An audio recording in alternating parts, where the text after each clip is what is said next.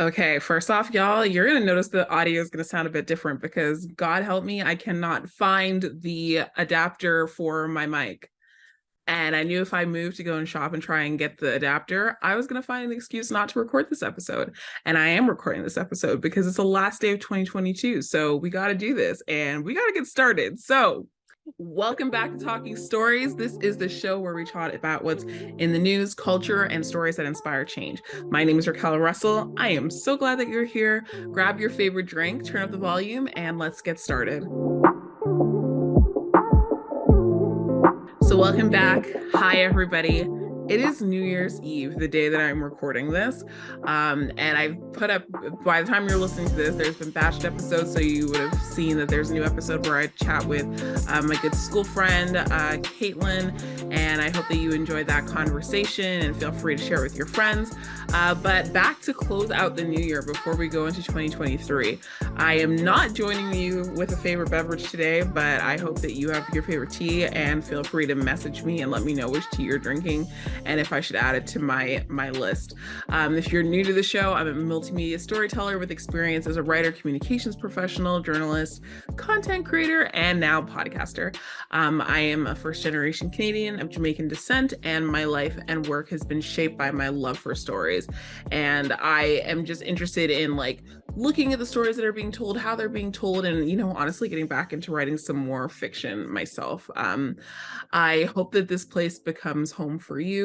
I am glad that you're here, and thank you to everyone who has been believing in this show. I sat down and had a conversation with two different people, friends, colleagues, and to hear that there's people that actually enjoy the show and enjoy what topics I cover and the guests that I bring on has been really encouraging. And you don't realize, or maybe you do, how much your words mean to creators. And I say this for anything that you enjoy, anything that you love, whether it's this show, something else, let people know. It really does continue to encourage them in their, not even just the creating, but it feels like they're not speaking to a void, if that makes sense.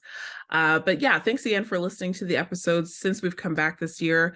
If you're enjoying the show, if you're enjoying the content, leave a review on your podcast platform, on YouTube, where you can watch the show.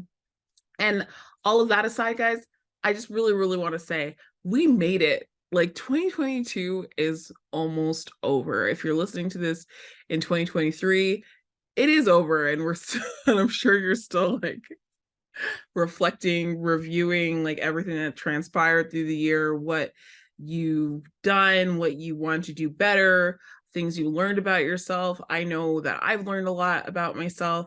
And just to get started with our personal update section, so I've actually been on a break from work for about a week and a half now. Yeah. And that's one of my favorite things about working in higher ed is when the university closes, everything in the university closes. Obviously I have my other side jobs where it's been, but I've tried to put things down, really put things down, just to be present. And you're probably going to hear me use that phrase a lot as we go through this episode. But some of the life changes that have happened for me is I'm actually going to be starting a new job once I go back on January the 4th. This is a whole new role. I used to, for those of you who know me in my personal life, I used to be the communications coordinator for the library, the university library. And then I also had a split appointment. So it was a lot of chaos because I worked at one point for two departments, and I think I got used to that, and I've gotten used to a lot of thriving in chaos, I guess you could say.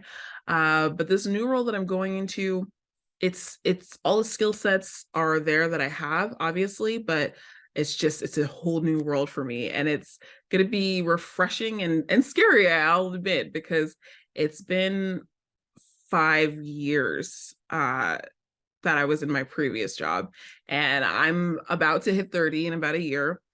And if anyone is a young adult or you're looking back on your time as a young adult, those first jobs really inform who you are in terms of your career path and tell you about yourself and what you can accomplish. And I think for me, I'm still kind of like not decompressing, but detaching, because I've really realized how much stock and how much of my identity that I've put into the different jobs that I've held.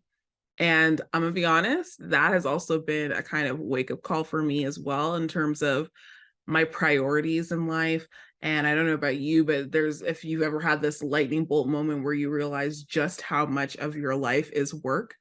And I think over the break, that's been the biggest thing that I've been coming to terms with, that my life is, and obviously people have these conversations about, work-life balance, and is that possible, or should, your work be something that you enjoy and it's just part of your life and you figure out the different pieces. And I think all of these different thoughts have merit, but I think subconsciously for me, I know that there's so much work and not necessarily always uh time to breathe, not just time to like relax, quote unquote, but to breathe so I can actually be mindful of the things that I'm doing.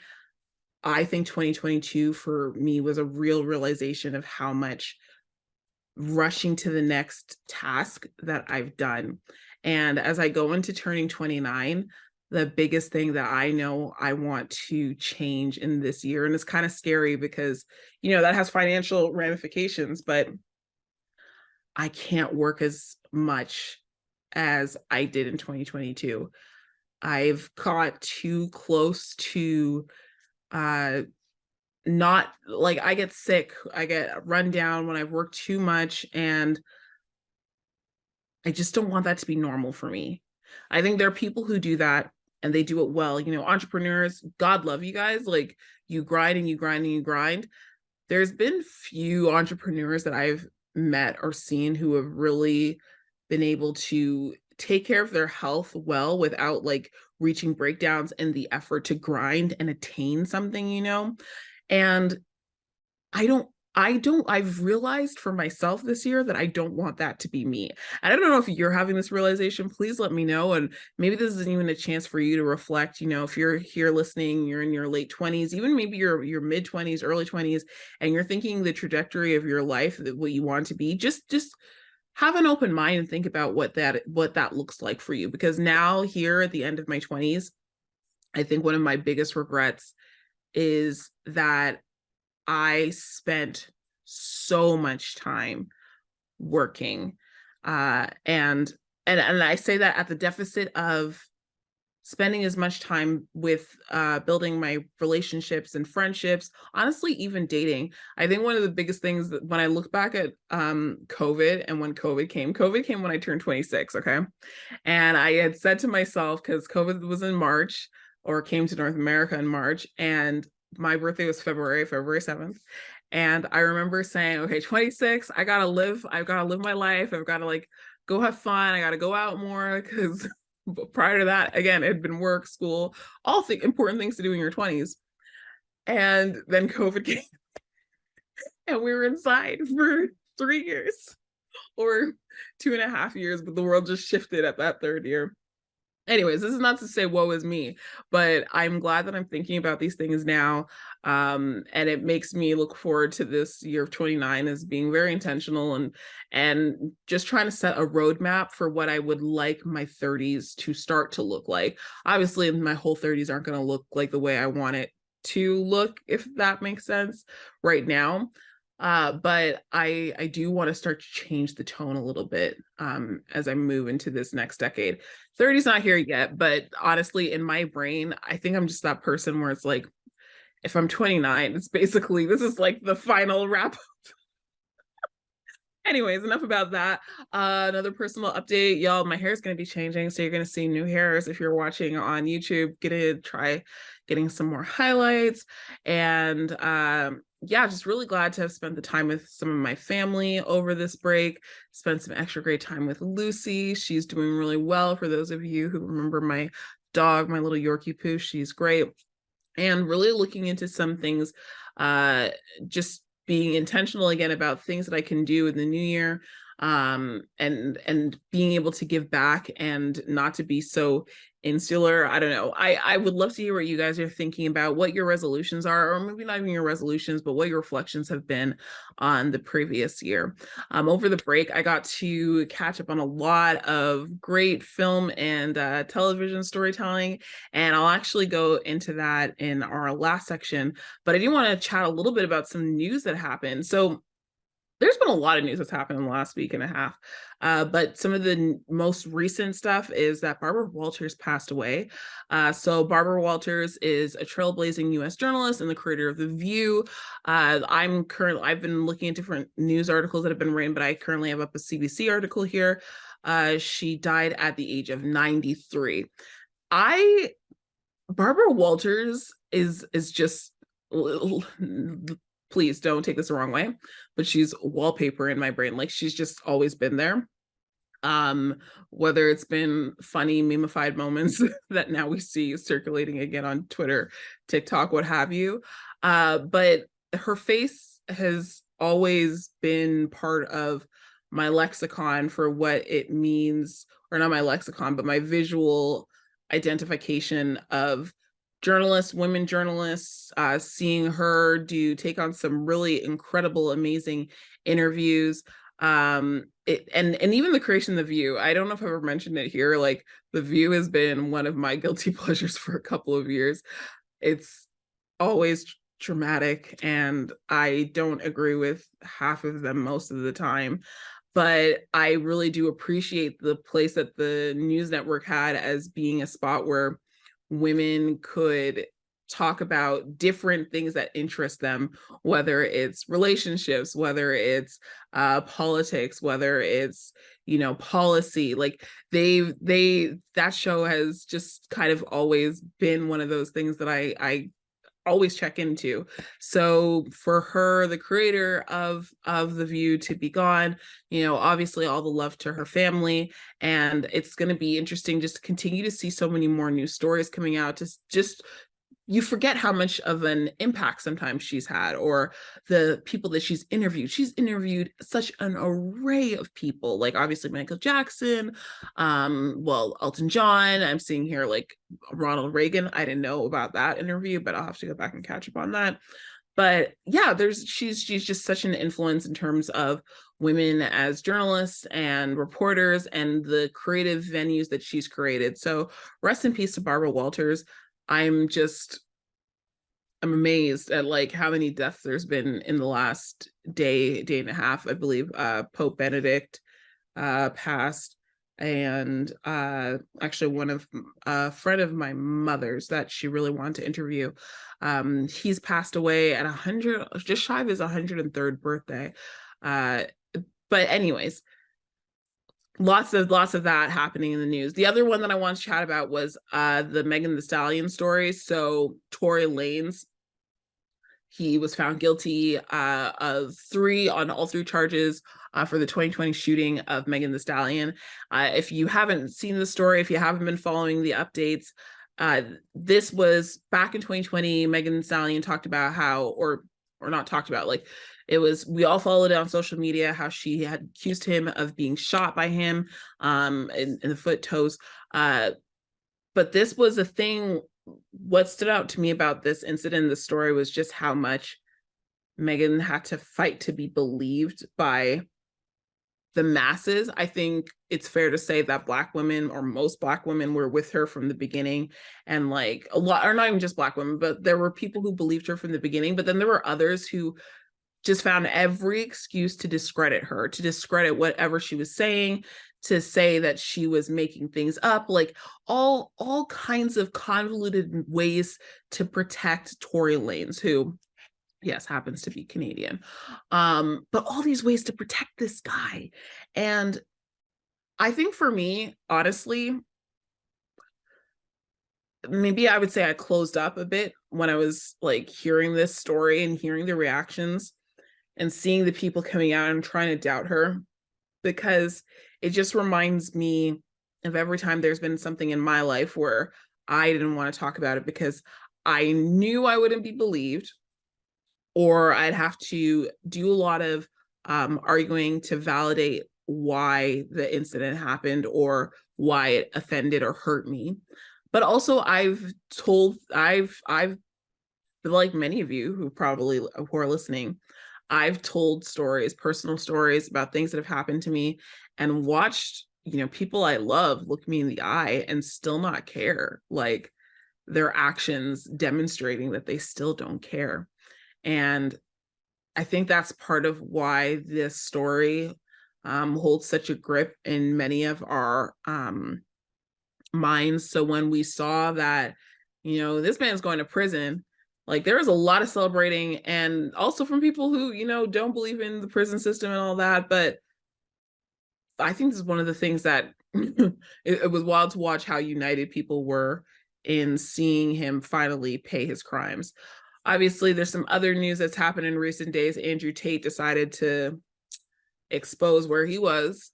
Again, still trying to see if that was the final piece. Andrew Tate is I've only started paying attention to him in the last couple of months. I kept seeing his name show up on social media, and when I went and looked at some of his sites and the things that he talks about, it's like he tries to talk about being a man and like finding a woman, like a partner, and he's very, I guess you could say, anti-establishment, but also like shows all his luxury, his cars, whatever. But sorry, let me not ramble and get away with it. But the reason his name came up is I started seeing people saying things about young men being influenced by the way that he thinks about young women, and just the comments that he makes about women and their place in society and how they should be in relationships. And then recently, this week, Greta Thunberg, he had put this post out. Let me see if I can pull up the exact words. Andrew Tate, Greta. Okay, so where's the original tweet? Oh, yes. So he was boasting about his sports car collection, and he tagged Greta, who's a climate activist, and he said, "Please provide your email address so I can send a complete list of my car collection and their respective enormous emissions." And then she responded, she said, "Yes, please do enlighten me. Email me at smalldickenergy@getalife.com."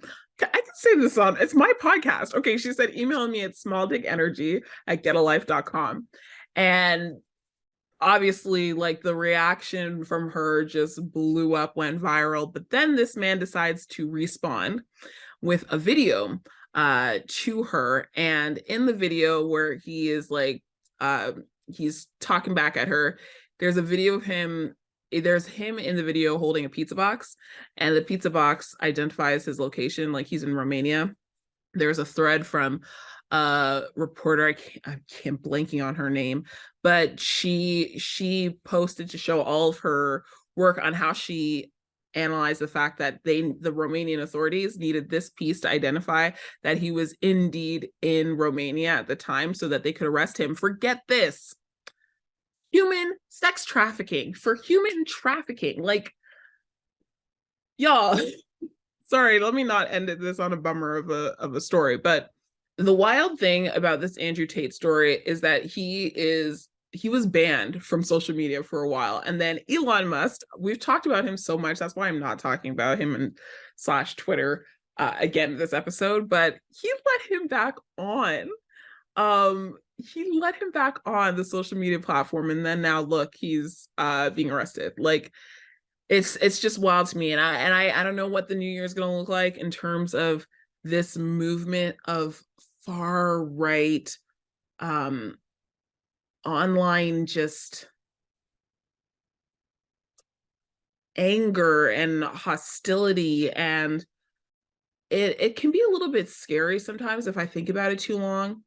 But I think, like everything in life, it's important for us to take a beat when the news is affecting us and we feel overwhelmed by all the things that are happening, whether it has to do with these far right movements or whether it has to do with the economy and what's happening in the world. COVID, obviously, it's not gone away. There's so much to look at, and so much that sometimes we feel the need to be informed on. And hopefully this show can keep you informed on some of those things. But I hope that you also take the care of yourself to balance out the news that you're hearing, whether, negative, positive news, with being present in your daily life. So whether that's, catching up on fiction, whether it's catching up on autobiographies that spark joy for you, I hope that that's something that you can do and go, especially going into 2023. Hey, maybe make it into a resolution. That sounds like a healthier idea than spiraling into the Twitter streets. But yes, that was in our in the news section, and I wanted to just give a shout out to some of the stories that I actually got to catch up on during the holiday break. Now, before I get into the film slash TV shows, I binged on I don't even know what their proper ship name is, but Draco and Hermione. Yes, I'm a Draco Hermione shipper. If anyone knows that I'm a Raylo, you obviously are not surprised by this. But there's just so many good fics and so many creative people online, and I really, really want to do a new AO3 fic or like a fan. Well, I don't really go on fanfictionnet.net anymore. But yeah, I've done a Peter Pan fan fiction. I've talked about this before. It was like a grown-up Wendy and a grown-up Peter Pan, and their memories are wiped or something, and now there's someone who's trying to use or monetize Peter Pan's flying, like, or not Peter Pan, Tinkerbell's magic to be able to get other people to fly and not age and that kind of thing. Anyway, so that's something I really want to do. We'll get into it, but yeah, shout out to all the fan fiction writers. You guys are some of the real heroes out here writing so many great stories for free and putting it on the internet. And shout out to all of you who are making money by turning this into other books and movies and that kind of thing. Y'all are winners. Anyway, so I want to do two things that I loved, and maybe one kind of critical thing or question that I had for some of the things that I watched over the break. So to start us off was Spirited. My uncle actually encouraged us to watch this over the break. It stars Ryan Reynolds and Will Ferrell, and it is a musical. It is a modern take on the Scrooge, that goes to Christmas Past. How do you say it? Christmas Story? What is the actual title? But you know what I'm talking about. Scrooge, all them people. I was honestly astonished by how good this movie was. Like, it was really good. Like, the script was so clever. Like, and the script was clever, the music was good, the choreography was brilliant. I saw like tap, there was some, like, obviously some like ballet, but the tap choreography is what really stood with me. I haven't seen like good tap in a while. I've been fixated on tap since I was a kid and watching like Fred Astaire and those older classic golden era movies when tap was incorporated into all that stuff.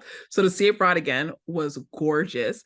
And honestly, like, the story is very clever. Like, there's some surprises that happen in it that I was not expecting. And I'm usually that person who everyone hates because I can kind of tell you how the story is going to go down. Like, I can book a lot of key plot lines, but there's this thing that happens in the movie that I did not expect at all. So if you do watch it, please let me know what you think, at me at Lion Chaser or on our Talking Stories social media platforms. I'd really like to hear what you think. And then I don't actually think I have a negative for this or like a critique. One of the things that I really loved was Octavia Spencer and Will Ferrell's romance. They have a romance, their characters, and I loved seeing older people in love and like that whimsical, relationship. It was beautiful because I don't feel like we see a lot of that, or maybe I'm just not watching those movies or have seen those, come across those movies. But yes, please do go watch. It is much better than I thought it was going to be, and I probably shouldn't doubt Ryan Reynolds at this point. He continues to kind of surpass my expectations. On that same note, my mom and I sat down when we watched Elf. I don't know if I've ever watched Elf from beginning to end. And honestly, I always rolled my eyes when people got so excited about this movie, because what irritates me about the film is watching this grown man act like a 5-year-old. Like, there's something that just makes me cringe. I can't. However, when I watched it this time, sat down with my mom, she also has never watched it from beginning to end. I got it. Like, as it went on, like, it still made me cringe at times, but it's cute. Like there's I love this part where they sing and they make Santa's sled go higher because of their belief in him and people's belief in him. Like it just feels like quintessential Christmas. Another movie that we watched over the break again is Jingle Jangle, and I love Jingle Jangle. I'm pretty sure we've talked about this movie before. This is honestly a classic now. This Jingle Jangle is a Christmas classic. I will watch it every year. Anything is possible. Those songs with those lyrics in it, the dance numbers, the hairstyles. If you want to see hair, like masterful costumes and masterful wigs, watch Jingle Jangle. That is your film. I don't even know if they won anything for the set and the design, but they deserved all the awards. If they didn't get it, I'm giving it to you right now, Jingle Jangle crew. You won. Preacher's Wife, another staple in our holiday watching collection. Whitney Houston, Denzel Washington acting fine, having us root for the angel to get with the preacher's wife and forget the preacher, but it's okay, everything ends out well in the end. But yes, another classic. Some of the new things that I watched was Knives Out, The Glass Onion. As everyone online has been telling you, if you haven't already heard, it's a great movie. I really loved the big bombastic cast and the sets, the visuals were beautiful. I don't know that this one, the mystery, like there were moments that I was not ready for. Like I didn't know, I wasn't able to figure it out immediately. I had my suspicions about, I can't say much without giving things away. There were some things I was right on, and there were some things I had no clue on. I thought it was a clever movie. I don't think the mystery was as, how do I say, mystery focused as the first film. Like there were some differences. I don't know how to say. I just watch it. Watch Knives Out, Glass Onion, great movie. Severance. And Knives Out is on Netflix if you're looking for it. Severance is a television show that you might have heard about. I've heard of it. I kept confusing it with Succession. Like I would hear the names and I would like intermingle them for whatever reason. But my uncle again said that this is a show to watch. It's gonna trip you up. And it did. It did. It did. Please watch this show. I honestly do not have a bad thing to say about Severance. It it it's one of the better TV shows that I've seen in a long time. It's clever. It's got romance. I always say that because there's very few stories that I can get invested into if there's no romance. Like, yes, it has that. The commentary on our lives, how much can I say without spoiling it?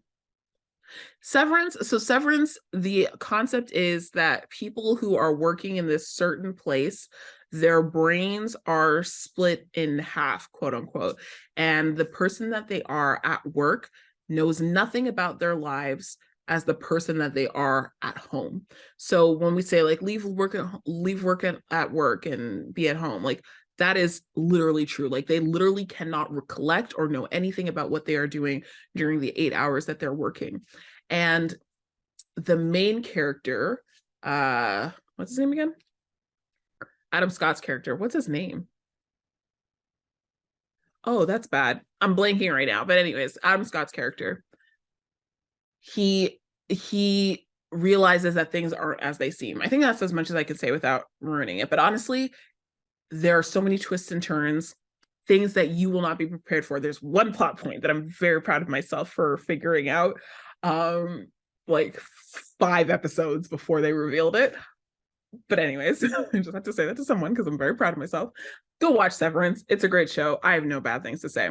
Last couple of films to wrap this up is The Great Gatsby. I saw that for the first time. I saw it because it is leaving Netflix tomorrow. So maybe if you hear this in time and you want to watch it, go watch it. I hadn't read the book. I remember there was one class that got to read it and we didn't read it.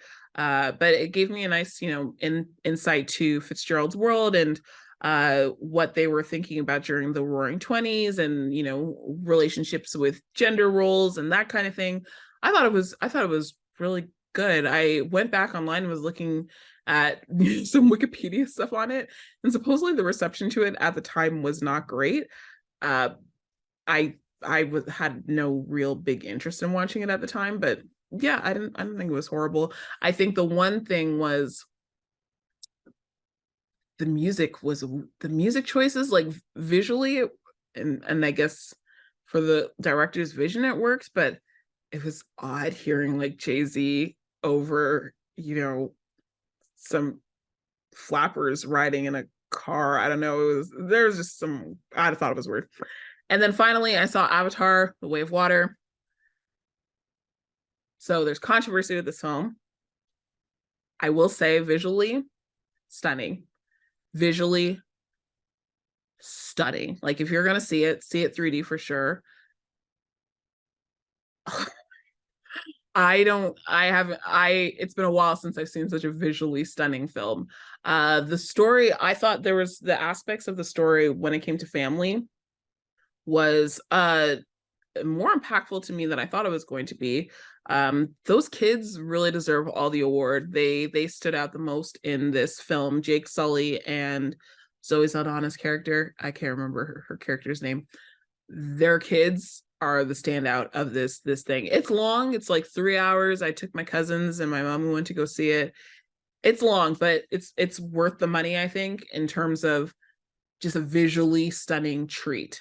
That's always what I say about Avatar films. Like I've seen people talking about the fact that they don't have a huge fandom in terms of like fanfic or whatever.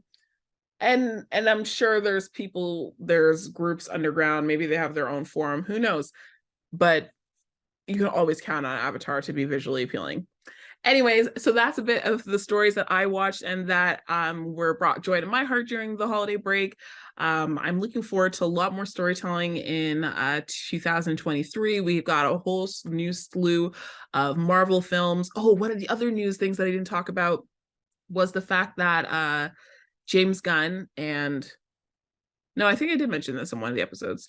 James Gunn and someone else is going to be running DCU, so we'll see what happens. Oh, this is the thing that I didn't mention.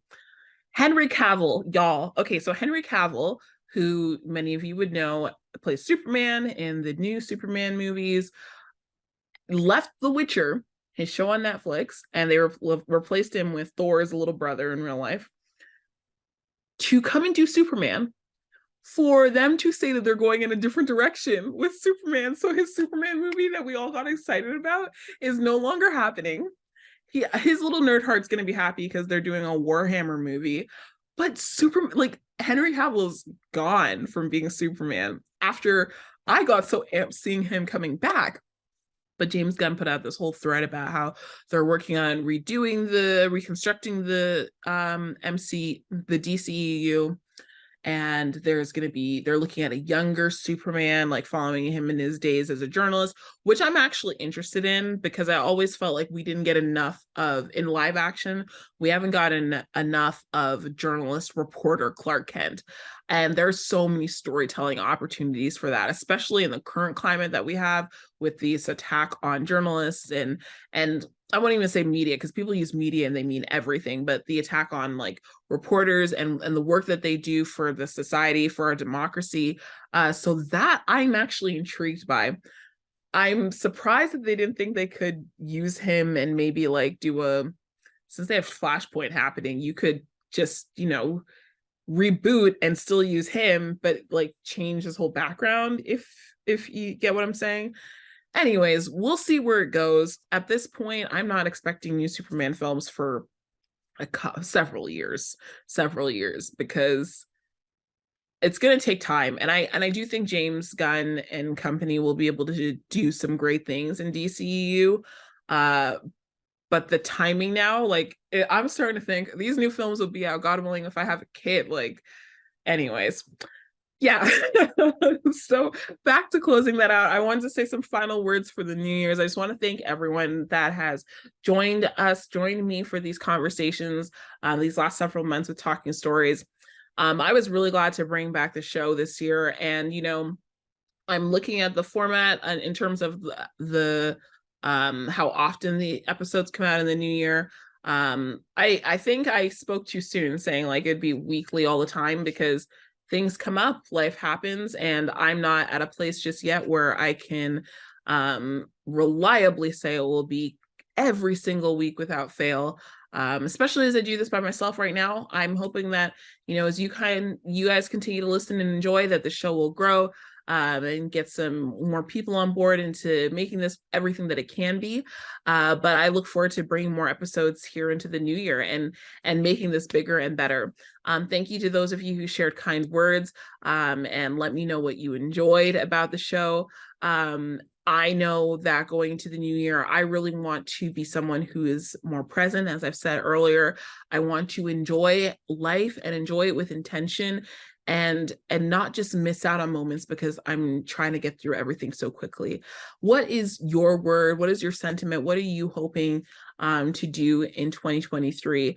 I really also just want to impart on you that you made it. You know, outside of just literally physically being alive to hear this and being here and going into 2023, but never feel like you don't have a purpose. There's something that a sentiment that I've always tried to carry with myself, whether it's projects that I'm doing or when I'm talking to other people. You're the only person who can do what you do in the world. Like, people can obviously like do similar tasks, whether that's baking bread, or making a painting. We can all make a painting or draw something, but you will bring your own distinct taste to it, your own distinct flavor to it. You are special, you are unique, and you are loved. And I hope that you feel that sentiment really just overwhelm your senses as we go into the new year.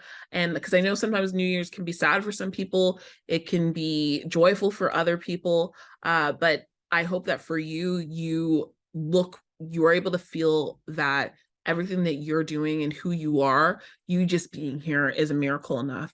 And I hope that 2023 is magical for you and brings you everything that you are looking for, or is the start of new dreams, the start of new visions, new ideas, and things that you can do. I'm just so glad that you are one of the people that is here listening to this show. So that is honestly it.